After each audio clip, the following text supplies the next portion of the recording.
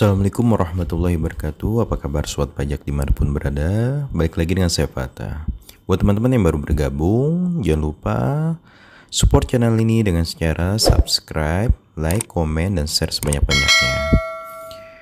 Kali ini saya akan coba membahas bagaimana cara membuat SPT PPN lebih bayar. Jadi kita akan beritahu bagaimana cara melapor SPT PPN dengan status lebih bayar. Seperti biasa, kita masuk ke menu web e-faktur.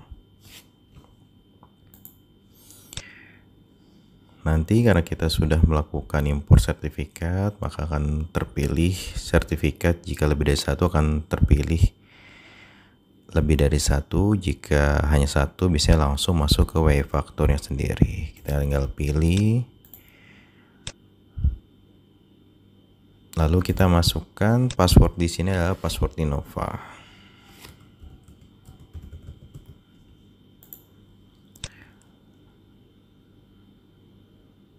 Jadi sebelum nanti kita membuat SPT, teman-teman harus pastikan bahwa faktur pajak keluaran dan masukannya sudah terupload semua dan approval sukses, sehingga kita bisa narik data-data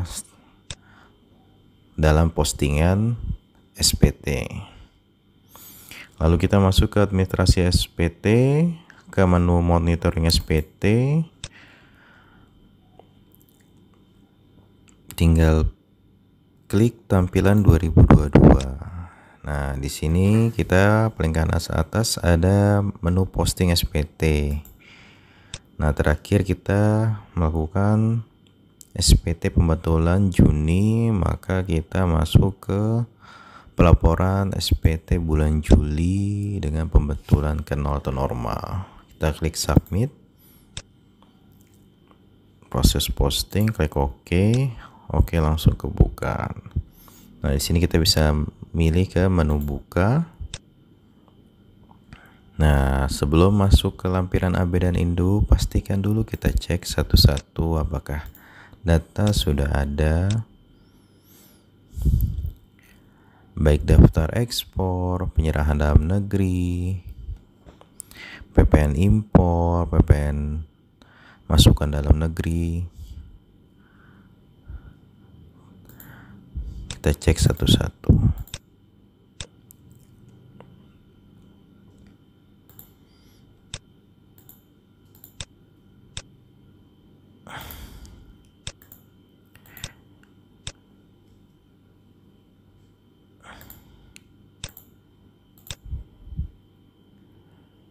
Jika semua sudah kita pastikan tidak ada yang kurang, maka kita bisa lanjut ke lampiran AB.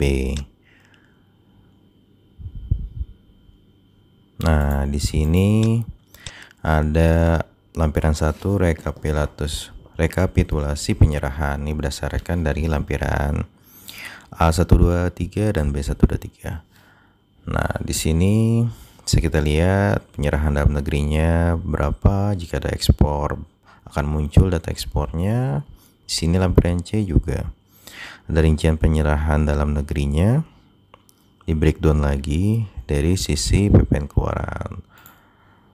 Nah, dari sisi lampiran 2 ini ada rekapitulasi perolehan atas PPN masukan. Di sini ada 3 item, yaitu dari PPN masukan impor, PPN dalam negeri, dan PPN yang tidak dapat dikreditkan. Setelah itu masuk ke perhitungan pajak masuk yang dapat dikreditkan. Nah, dari uraian yang di atas, dari PPN masukan tadi, di rekapitulasi perolehan, maka yang dapat dikreditkan itu adalah 29 juta. Nah, di sini ada lampiran B, pajakan masukan lainnya. Di sini ada keterangan kompensasi kelebihan PPN masa pajak sebelumnya. Jadi, jika teman-teman mempunyai kondisi lebih bayar di SPT bulan sebelumnya, misal di sini SPT bulan Juli, berarti sebelumnya bulan Juni, maka lebih bayar di bulan Juni tersebut kita masukkan di nilai ini.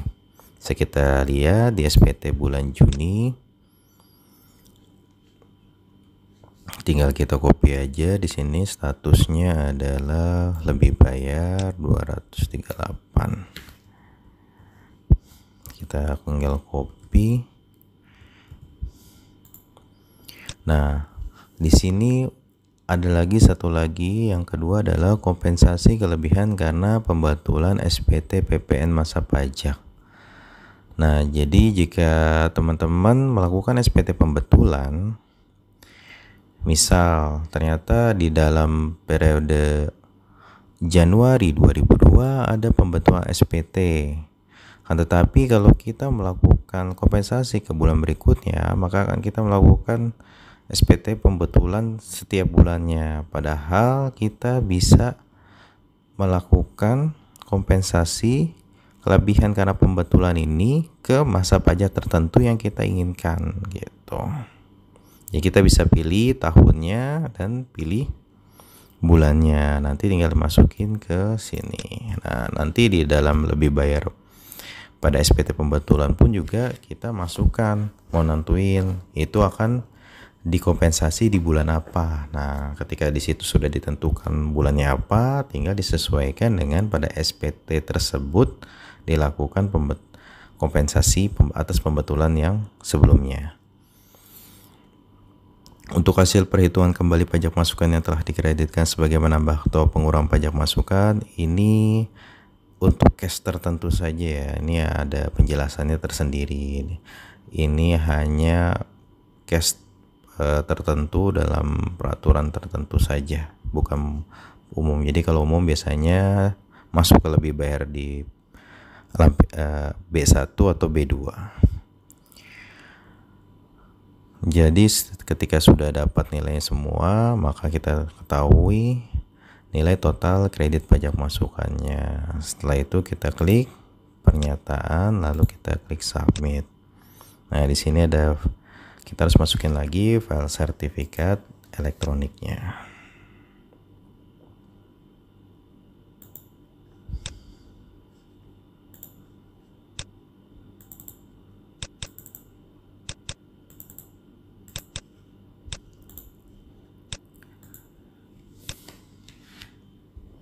Masukin paspresnya.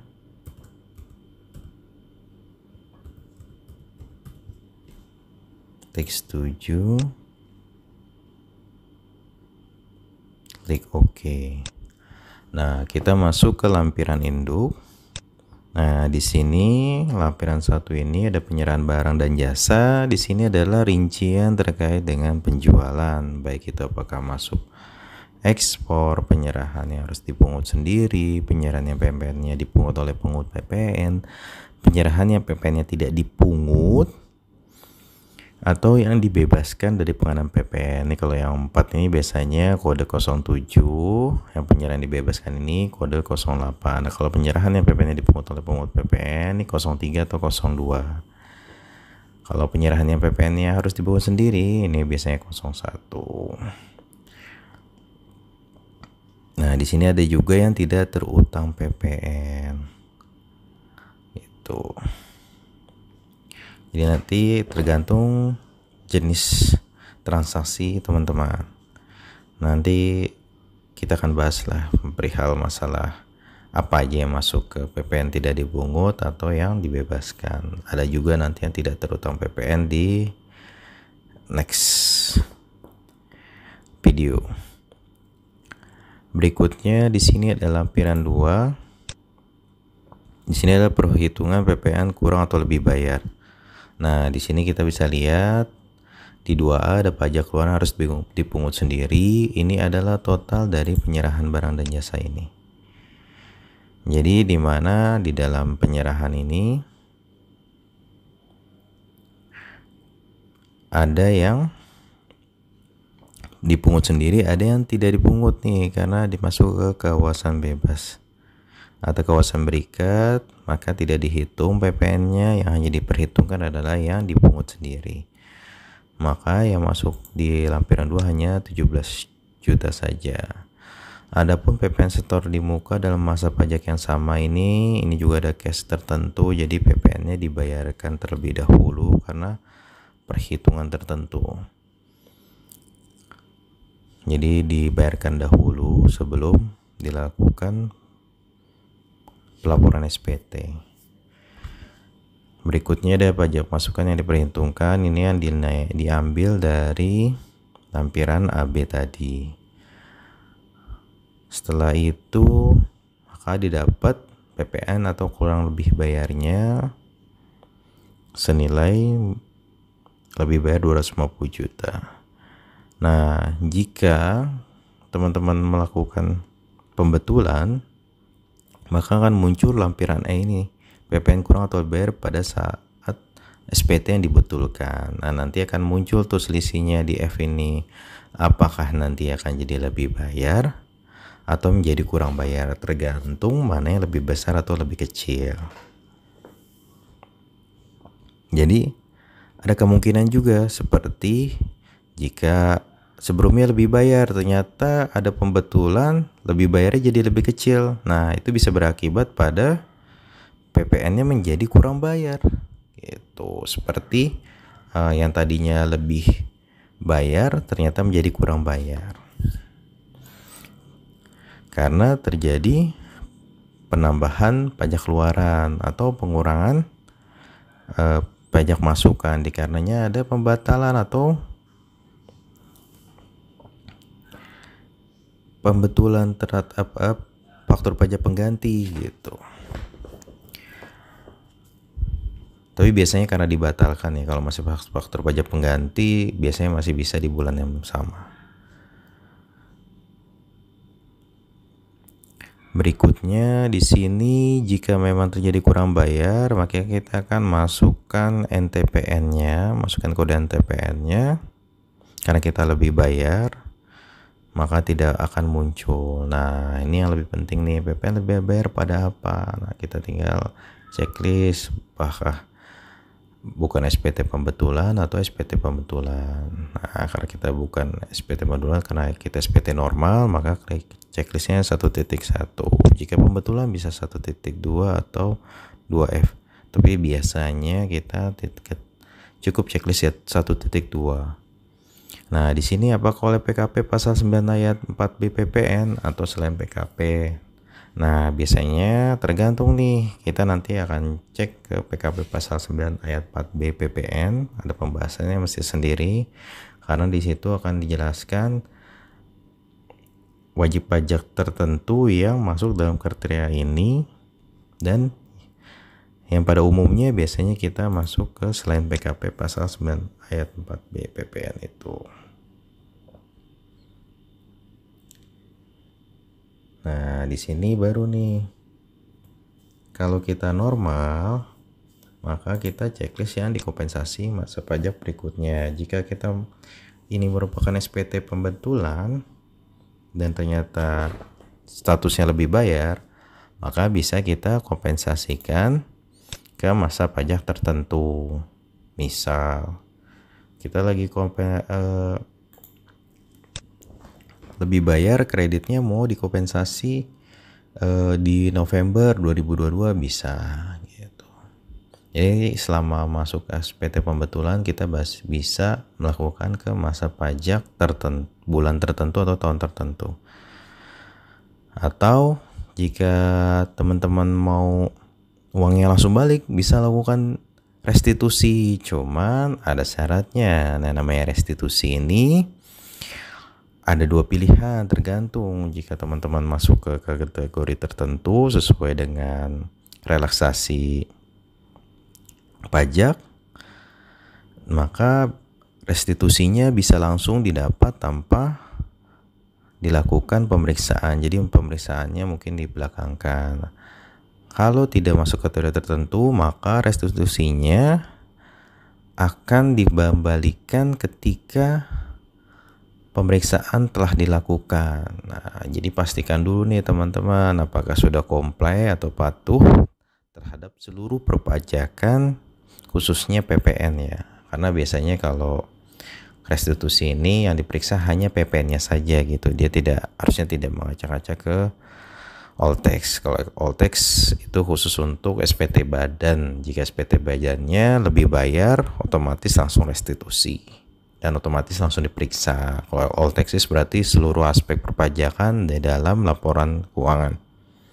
Kalau ini hanya khusus untuk PPN saja, baik PPN masukan atau keluaran.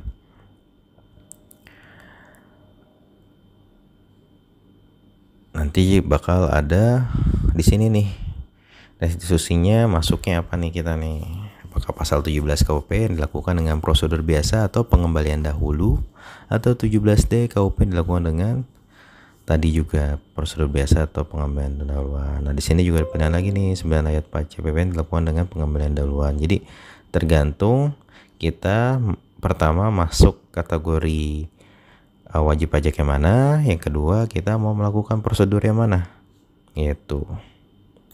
Jadi teman-teman bisa cek lagi nih masing-masing pasalnya buat mengetahui kita masuk ke wajib pajak kategori yang mana. Sini ada PPN terutang atas kegiatan membangun sendiri. Nah nanti ini di undang-undang harmonisasi ini ada perhitungan baru ya teman-teman, terkait dengan harmonisasi perpajakan, terkait dengan PPN atas kegiatan bangun sendiri. Setelah itu ada kembali pajak masukan PKP yang gagal produksi. Jadi kalau dulu PPN yang gagal, nanti kita mesti cek lagi, karena setahu saya di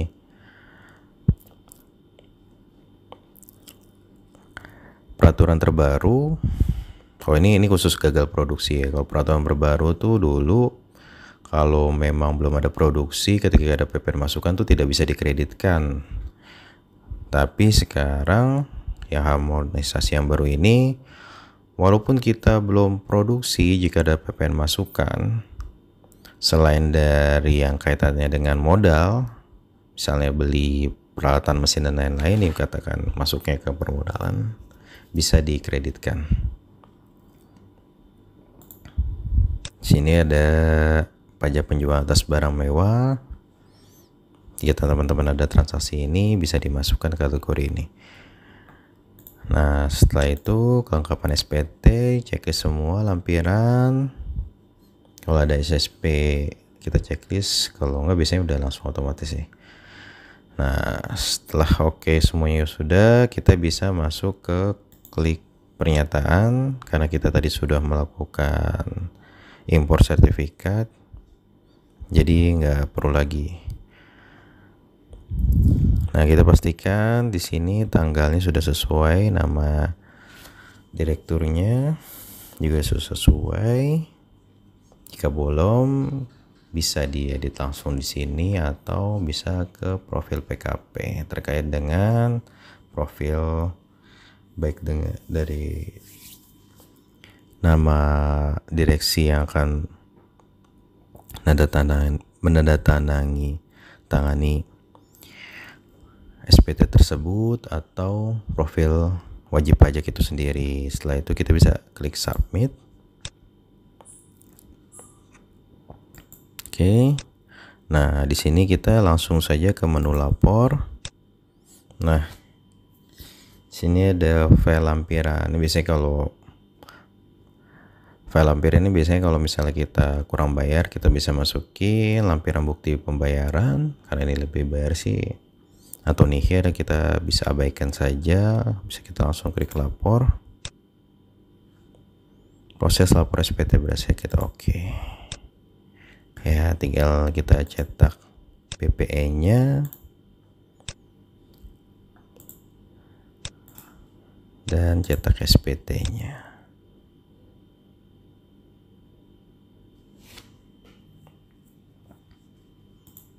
Tinggal kita lihat.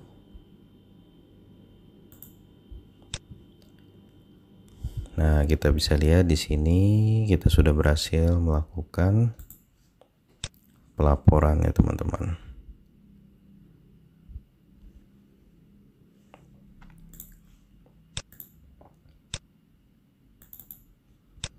Bisa dilihat di sini laporan sudah berhasil, status lebih bayar. Masa pajak Juli pembentukan 0. Dan kita bisa lihat di sini sudah terlapor semua sesuai dengan lampiran yang tadi kita input. Sini ada dapat AB dan induk. Jadi untuk lampiran A123 atau B123 nanti teman-teman bisa langsung setting di aplikasi faktur langsung. Karena di situ juga masih bisa membuat SPT. Oke, demikian penjelasan dari saya. Kurang lebihnya mohon maaf. Wassalamualaikum warahmatullahi wabarakatuh. Selamat mencoba.